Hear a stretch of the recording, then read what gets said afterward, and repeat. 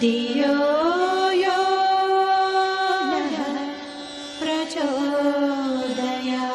1990 में 22 अगस्त को वैष्णो देवी जाने का मौका मिला। जब वैष्णो देवी हम गए तो वैष्णो देवी के लाइन में लगने वाले सभी श्रद्धालुओं के मुंह से सुना जा रहा था, जो मांगा जाता है मिल जाता है, सच्चा दरबार है। अवध क्षेत्र के करीब होने के कारण अयोध्या हमसे बहुत निकट है। अयोध्या से हमारा बड़ा निकट का संबंध रहा है। वहाँ के संत महात्माओं के पास अक्सर जाने का मौका मिलता था और उनके सानिध्य में 14 कोसी परिक्रमा 14 बार और चैत्र रामनवमी 14 बार अनवरत रूप से करने का सौभाग्य गुरुदेव की कृपा से मिला। जब वैष्णो देवी गए तो वहाँ हमारे मन में बात आई कि वास्तव में दुनिया में ज्ञान प्राप्त करने का कोई अगर स्थान हो, शांति प्राप्त करने का स्थान हो तो माता जी हमको बताइए। ये मन में भाव रखते रखते जब मैं उस गुफा के अंदर प्रवेश कर गया तो पुजारी ने कहा, क्यों पहलवान, आपका प्रसाद नहीं चढ़ेगा? हमने कहा प्रसाद तो चढ़ेगा लेकिन मंदिर तो आए। हमारे मन में बात थी कि वैष्णो देवी का मंदिर बहुत बढ़िया होगा, लेकिन वहाँ पिंड स्थापित था और चट्टान पर पिंड स्थापित था। वहाँ खड़े हुए सुरक्षाकर्मी ने कहा, पहलवान यही तो है मंदिर। और पुजारी ने हमारे हाथ से पूरा प्रसाद लिया और चढ़ाया और हमारे मस्तक पर तिलक लगाया। फिर उसने कहा बैठ करके निकल जाओ। उसी समय हमारे मन में बात आई कि माता जी ये बताओ, दुनिया में ज्ञान प्राप्त करने का कोई स्थान है? उसी समय हमारे कान में जैसे आवाज आई कि आप यहाँ से लौट करके जाइए और आपको जम्मू स्टेशन से जो ट्रेन मिलेगी वो लक्सर ले जाएगी। लक्सर से उतर के करके आप हरिद्वार में शांति कुंज चले जाओ। इसके पहले न मैंने कभी अखंड ज्योति पढ़ी थी, न गुरुदेव के बारे में, न माता जी के बारे में, न मिशन के बारे में मैंने कभी नहीं सुना था। और वो दिन था 23 अगस्त 1990 का वो दिवस था। प्रातःकाल 8 बजे मेरा यहाँ आगमन हो गया और इस संस्था के व्यवस्थापक जी का प्रवचन हो रहा था। 8 बजे का समय बैठ करके पीछे मैंने सुना प्रवचन, बहुत ही अच्छा लगा, हृदय को स्पर्श करने वाला। हमने कहा वास्तव में यही स्थान होगा। फिर यहाँ के माता जी के चौकी में भोजन करने का मौका मिला। भोजन करने के बाद फिर ये सुनने में आया कि माता जी बैठ करके दर्शन भी देती हैं, तो उन श्रद्धालुओं की लाइन में हम भी लगे। हमारे साथ कुछ और लोग जुड़े तो यहाँ के भाइयों ने पूछा कहाँ जा रहे हो? तो बच्चों ने उमंग से कहा जा रहे हैं मिलने के लिए। किससे मिलने के लिए? माता जी से मिलने के लिए। तो उनको बाहर कर दिया। हमसे पूछे आप कहाँ जा रहे हैं? तो उनका हम सुना है कोई माता जी हैं, उनके दर्शन करना चाहते। उन्होंने कहा आप लाइन में आ जाओ। लाइन में लग करके जब हम गए, 5 व्यक्तियों के बाद माता जी के चरण स्पर्श करने का मौका हमें मिलने वाला था। तब तक माता जी की दृष्टि हमारी तरफ थी और हमारी दृष्टि तो माता जी के ऊपर बिल्कुल लगी हुई थी कि यही माता जी हैं जिनको वैष्णो देवी की माता जी ने बताया, यही वो स्थान है। माता जी ने 5 व्यक्तियों से पहले ही हमसे कहा, मिश्रा जी, बगल में खड़े थे मिश्रा जी, उनसे कहा मिश्रा जी ये देखो लड़का वैष्णो देवी घूम रहा था, नौकरी करता है, तहसील विभाग में बेईमानी से उब जाता है, नौकरी छोड़ करके हर वर्ष 1 महीने के लिए तीर्थ भाग जाया करता है। ये वैष्णो देवी घूम रहा था, वैष्णो देवी से पकड़ करके इसे लाई हूँ। ये कहती रही माता। तब तक माता जी के पास उनके चरणों में पहुंचने का मौका हमको भी मिल गया।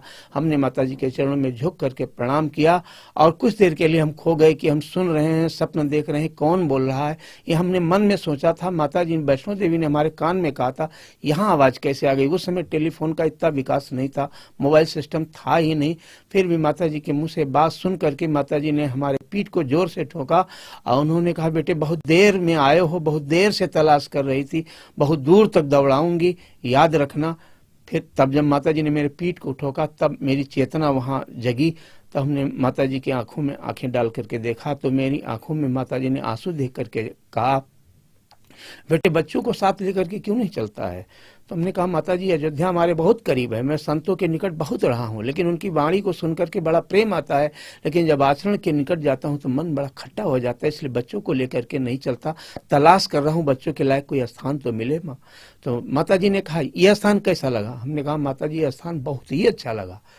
तो उन्होंने कहा बेटे मैं तेरी माँ हूँ और ये तेरे बाप का घर है, अब तो बराबर यहाँ आते रहना और अपनी पूरी बिरादरी को लेकर के आना। माता जी ने कहा 2 दिन रुकना, अभी इसके बाद जाना। 2 दिन रुका। रुकने के बाद फिर जब चलने लगा तो माता जी के पास मैं जाकर के रोने लगा। माता ने कहा क्यों, क्या बात है? मैंने कहा माता जी मैं सुन रहा हूँ कि जो इस महाकाल से नहीं जोड़ेगा वो जिंदा नहीं रह पाएगा। हमारे गाँव का कोई भी व्यक्ति, हमारे पिताजी, माता जी कोई नहीं जोड़े हैं, क्या होगा? माता जी ने कहा कि तुझे पकड़ा है ना, तुझसे तेरा गांव जुड़ेगा, रिश्तेदार जुड़ेंगे, तेरे माता पिता सब रहेंगे, घबरा मत और जा फिर दौड़ करके काम कर। इसी उत्साह के साथ क्षेत्रों में जा करके काम करने लगा। बच्ची को अचानक दौड़ा प्रारंभ हो गया। बच्ची की उम्र 16 के आसपास थी। ये वो बच्चियां थीं जो परम पूज्य गुरुदेव के संदेश को लेकर के पूरे क्षेत्रों में हम लोगों के साथ बिल्कुल दौड़ती रहती थी। बच्ची का स्वास्थ्य बिगड़ा, हमने मेडिकल कॉलेज से लेकर के चारों तरफ इलाज कराया। जब कहीं उसका इलाज नहीं मिला, कोई कहता था भूत पकड़ गया, कोई कुछ कहता था, लेकिन मेरा मन नहीं मानता था कि गुरुदेव की शक्ति जहां बैठी ऐसा कुछ हो ही नहीं सकता, कुछ प्रारब्ध है। लोगों ने मुझे बहुत समझाया कि आप अपने शांति कुंज क्यों नहीं ले जाते। हमने कहा गुरुद्वारा ले जाएं और प्रारब्ध इसका ऐसा न हो, वहां न ठीक हो तो बात बनेगी नहीं। मेरा अगर विश्वास डगमगाया तो मैं कहीं का नहीं रह जाएगा, एक नहीं 100 बच्चियां मर जाएं, लेकिन मेरे गुरु के प्रति आस्था मेरी जिंदा रह जाए, इस विश्वास के साथ मैं नहीं यहाँ ला रहा था। अचानक फिर यहाँ से संदेश मिला और मैंने रिजर्वेशन करा, और रिजर्वेशन करा करके जब हम यहाँ आए तो रिजर्वेशन करा करके हम जैसे यहाँ आए और श्रद्धा दीदी जी के पास जाने का मौका मिला। दीदी जी ने कहा इतने दिन परेशान थे क्यों नहीं लेकर के आए। हमने कहा दीदी जी आप पूरी दुनिया को देखते हैं, पूरी दुनिया का दर्द देखते हैं, आपको दर्द देने के लिए मैं नहीं आया। दीदी जी ने कहा कि आप गुरुदेव का काम करते हैं, ये गुरुदेव की जिम्मेदारी है, उन्होंने हमको जिम्मेदारी दी है, ये हम ठीक करेंगे, आप क्यों घबराते हो। आप इस बच्ची को यहीं छोड़ो 1 महीने के लिए। और उस बच्ची को यहीं सत्र में दीदी जी ने छुड़वाया और दौड़े की बात के लिए यहीं उसको पड़ गया रक्षाबंधन का पर्व।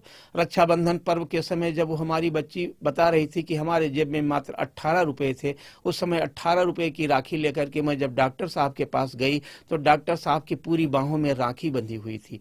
और जब मैं राखी बांधने के लिए उनके बाजू के पास राखी लेकर के गई तो उन्होंने कहा पगली ये सारी राखियां अभी खोल दी जाएंगी, सबसे आगे राखी बांध। और आगे राखी बांध करके उन्होंने 1 रुपए का सिक्का दिया और पीठ ठोक करके कहा कि जा जो तेरा अब दौड़ा आता था वो सारा तेरा दौड़ा समाप्त, अब तेरे दौड़े को खत्म किया जा रहा है, आज से तेरा दौड़ा नहीं आएगा। अब लोग जब कहते हैं कि जब गुरुदेव थे तब ये बात थी, अब गुरुदेव नहीं है, ऐसा मन करता है उन लोगों का मुंह नोच लिया जाए। मैंने अपनी आंखों से अपनी बेटी के उस दर्द को, दीदी को और डॉक्टर साहब को पीते हुए देखा है।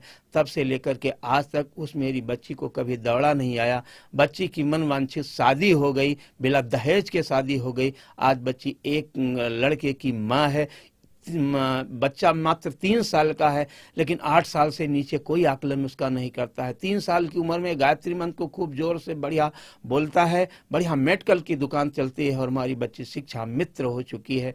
ऐसे हमारे गुरुदेव थे और हमारे गुरुदेव के धरोहर को संभालने वाले श्रद्धेय डॉक्टर साहब और श्रद्धा दीदी जी के चरणों में बार बार नमन। जो तब था वो अब है और सदियों सदियों तक भक्तों को मिलता रहे।